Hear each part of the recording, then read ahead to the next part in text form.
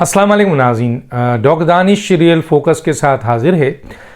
दो अहम तरीन खबर है, वैसे तो खबर चल रही है जिसको हम डिस्कस कर रहे हैं वीलॉग्स में, नेशनल टीवी पे, एज ए तज़ियाकार, as a anchor, as a media person, ये मुख्तलिफ़ जगहों से आ रही होंगी आपको। वीलॉग्स भी मैं कर रहा हूँ कि जो कंटिन्यूएशन में चीज़ चल रही है पार्लियामेंट में, सुप्रीम कोर्ट में। आज भी सुप्रीम कोर्ट ने इंस्ट्रक्शन दी है आपके स्टेट बैंक को कि जी ये रकम जमा कराएं। अभी तक इसके ऑर्डर्स मेरे हाथ नहीं आए हैं, जो ऑफिशियल्स ऑर्डर है चीफ जस्टिस ने जो बेंच में ये किया है। हाँ, अटॉर्नी जनरल ने वाज़े तौर पे उनको बता दिया कि गवर्नमेंट दे नहीं सकती क्योंकि पार्लियामेंट ने मना कर दिया है। मैं इस स्टेटमेंट के साथ नहीं खड़ा हूँ।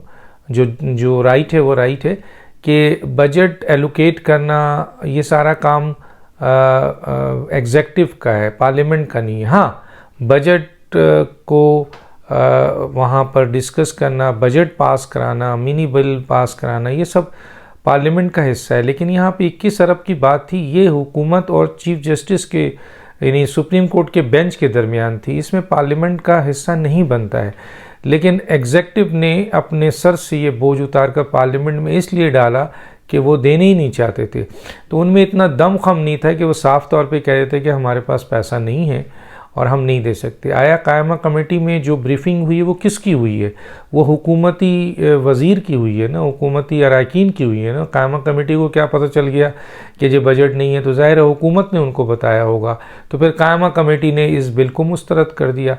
जब कायमा कमेटी इस बिल को डिस्कस कर रही है तो वहाँ अगर हुकूमत ये कहती है कि हमारे पास पैसा नहीं है, तो कायमा कमेटी ने तो ज़ाहिर है बिल को मुस्तरद ही करना है और उसकी ब्रीफिंग जो है वो हुकूमत दे रही है। तो हुकूमत ब्रीफिंग देने के बजाय, कायमा कमेटी में जाने के बजाय, पार्लियामेंट में जाने के बजाय चीफ जस्टिस या उस 3 रुकनी बेंच को आकर वो बता देते हैं कि जी हम नहीं दे सकते। उसकी 2-3 तरीक़ेकार थे। एक थे हमारे पास जिस तरह उन्होंने वहाँ ब्रीफिंग की है वो ब्रीफिंग दे देते हैं। दूसरा वो कहते हैं कि जी हम आपकी बेंच को मानते ही नहीं हैं, हम आपके ऑर्डर को मानते नहीं हैं, इसलिए हम पैसा रिलीज़ नहीं करेंगे। तीसरा ये है कि जी हमारे पास पैसे ही नहीं है, हम दे ही नहीं सकते।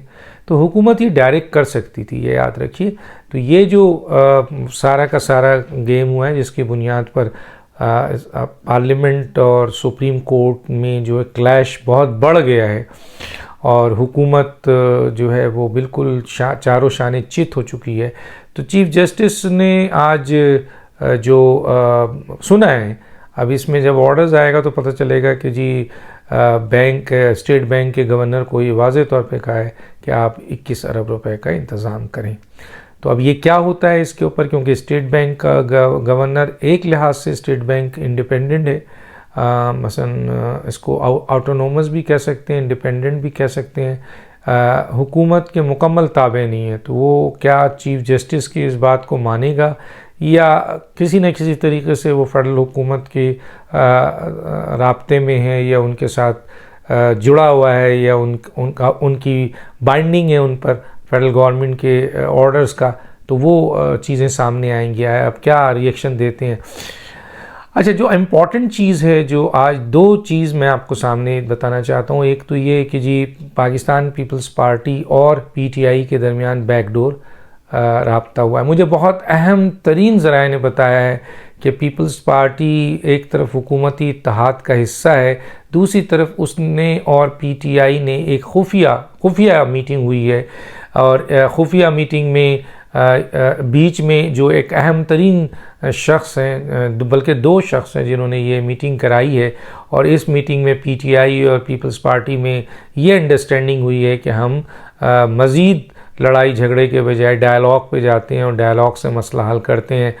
इस सिलसिले में आसिफ अली जरदारी साहब वज़ीर आज़म से मिलेंगे और उनको रिक्वेस्ट करेंगे कि ज़ाहिर इत्तेहादी के तौर पर कि आप डायलॉग शुरू करें पीटीआई से, जो कि इस वक्त पीएमएलएन और इत्तेहादी हुकूमत ने टोटल बाइकाट किया हुआ है पीटीआई का।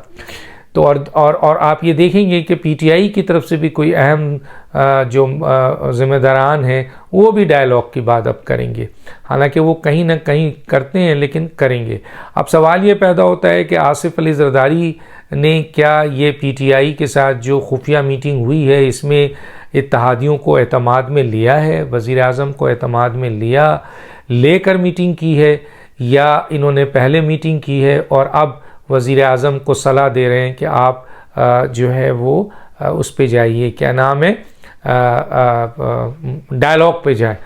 तो ये अगर ये एतमाद नहीं PMLN को लेकर और दूसरी सियासी जमातों को, ख़ासतौर पे JUI को लेकर नहीं गए PDM के सरबराह, और पीपल्स पार्टी ने ये बैकडोर डीलिंग किसी के कहने पर इंडिविजुअल बेसिस पे की, तो इससे इत्तेहादियों के दरमियान एतमाद की बहुत बड़ी कमी आएगी। वज़ीर आज़म तो वज़ीर आज़म रहना चाहते हैं, तो वो तो पीपल्स पार्टी तो फिर भी बड़ी पार्टी है। अगर MQM भी कह दे कि जी हम निकलना चाह रहे हैं, तो उनके हौसले ख़त्म हो जाएंगे और वो उन MQM के घर पे पहुंच जाएंगे, क्योंकि वो नहीं चाहते कि वज़ारत उज़्मा ख़त्म हो।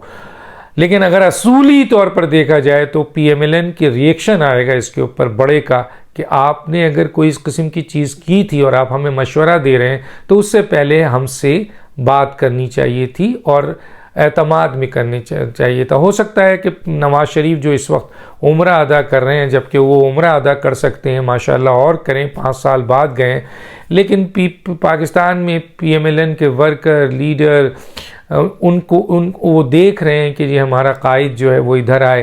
कायद मेडिकल पॉइंट ऑफ व्यू से कहकर सफ़र नहीं करते हैं, लेकिन उम्रा और आजकल का उम्रा बहुत मुशक्क़त वाला उम्रा होता है। तो जब वो उम्रा वहाँ कर रहे हैं, तो फिर आज यहाँ PMLN के बहुत सारे लोगों से मेरी बात हुई, तो उनके अंदर की आवाज़ आई कि मियाँ नवाज़ शरीफ साहब को पाकिस्तान भी आना चाहिए, हमें अकेला नहीं छोड़ना चाहिए, अपने वर्करों को अकेला नहीं छोड़ना चाहिए। ये एक बड़ी बात जन्म ली है। अब नवाज़ शरीफ साहब को जब ये पता चलेगा कि बैकडोर इत्तेहादियों में से पीपल्स पार्टी ने डीलिंग की, और पीपल्स पार्टी की शुरू से ये रही है कि वो दो चीज़ें, एक तो वो डायलॉग को ज़रूर डेमोक्रेटिक पार्टी होने की बुनियाद पर उसकी तरफ जाते हैं, और दूसरा ये है कि ऐसे इत्तेहाद में वो अपने हर रास्ते खुले रखते हैं।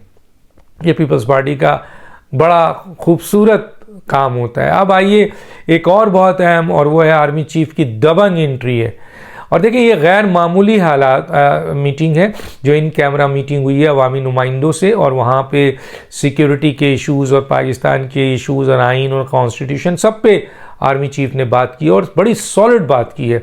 और उन्होंने एक बड़ा खूबसूरत और ख़ामोश मैसेज पूरे हर तरफ दिया है कि वो आर्मी यानी फ़ौज जो है वो आइन के साथ खड़ी है, वो कानून के साथ खड़ी है, वो कानून साज असम्बली के साथ खड़ी है, यानी पार्लियामेंट के साथ खड़ी है। और वहाँ जो अवामी नुमाइंदे हैं, यानी जो पार्लियामेंट का हिस्सा अवामी नुमाइंदे हैं, जो अवाम के नुमाइंदे हैं, गोया वो पाकिस्तानी कौम के साथ खड़ी है।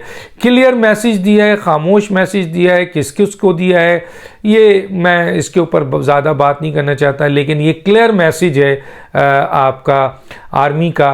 आज आर्मी चीफ की जो वहाँ एंट्री थी, अस्करी क़यादत की वहाँ एंट्री थी, और गैर मामूली मीटिंग है, क्योंकि ये मौका ऐसा नहीं था कि ये मीटिंग जो बनी है वो बहुत ही अहमियत अख्तियार कर गई, क्योंकि इस वक्त पार्लियामेंट, जुडिशरी और हुकूमत के दरमियान बड़ा आइन शिकनी का सिलसिला भी चल रहा है, इख्तियारात से बढ़कर हो रहा है, और तीनों के दरमियान खुली जंग नज़र आ रही है। इस मौके पे पार्लियामेंट में आर्मी चीफ और अस्करी क़यादत का जाना और वहाँ पर ये स्टेटमेंट देना कि हम आइन के साथ खड़े हैं, हम पार्लियामेंट के साथ खड़े हैं, हम अवामी नुमाइंदों के साथ खड़े हैं, यानी हम अवाम के साथ, पाकिस्तानी कौम के साथ खड़े हैं। तो ये बड़ा मैसेज इन्होंने दिया है, बहुत क्लियर दिया है। मेरा ख्याल है इमरान खान साहब को समझ आनी चाहिए, उनके लोगों को समझ आनी चाहिए, और उन दूसरे इदारों को भी समझ में आना चाहिए कि आइन और कानून की अहमियत है, और आइन और कानून के साथ साथ पाकिस्तानी कौम की भी अहमियत है। और ये आइन और कानून और पाकिस्तानी कौम के साथ आज फ़ौज खड़ी है, तो इसका मतलब है कि लोगों को पता चल जाना चाहिए हर को कि फ़ौज इस पैराए में काम करेगी, किसी के ख्वाहिश पे काम नहीं करेगी, चाहे वो हुकूमत हो, चाहे वो अपोजिशन हो, चाहे वो इमरान खान हो, चाहे वो शहबाज शरीफ हो, चाहे वो आसिफ जरदारी हो, चाहे कोई और हो। बिल्कुल क्लियर है।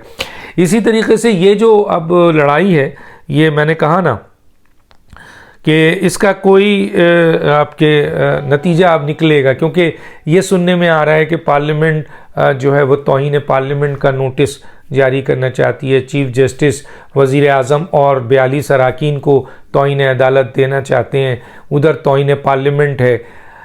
अब आप ऑर्डर तो दे देंगे, लेकिन इम्प्लीमेंट किसके ज़रिए कराएंगे? इम्प्लीमेंट तो इंतज़ामिया, वज़ीर आज़म और वज़ीर आज़म ने हाथ उठा दिया है, एकदम हाथ उठा दिया है, चारों शाने चित हो चुके हैं। कोई हुकूमत हमें नज़र नहीं आ रही, कोई फेडरल गवर्नमेंट हुकूमत नज़र नहीं आ रही है, कोई ऐसी हुकूमत नज़र नहीं आ रही जिसके पास आइन में एग्जीक्यूटिव 97 के अलावा बेइंतहा पावर है, नज़र नहीं आ रही है। वज़ीर आज़म हाथ उठा के खड़े हो गए हैं, सामने पार्लियामेंट है उसके पीछे छुप गए हैं, और इधर जो है वो जुडिशरी है जो अपने इन 8 जजेस के साथ खड़ी है। और ये लड़ाई जो है, इस लड़ाई में कौन पिसता है और कौन बचता है, ये बहुत जल्द आपके सामने आ जाएगा। कौन बैक फुट पे जाता है, कौन फ्रंट फुट पे आता है, और फिर वही वाला जुमला कि जिसने पहल की वही सिकंदर। अल्लाह हाफ़िज़।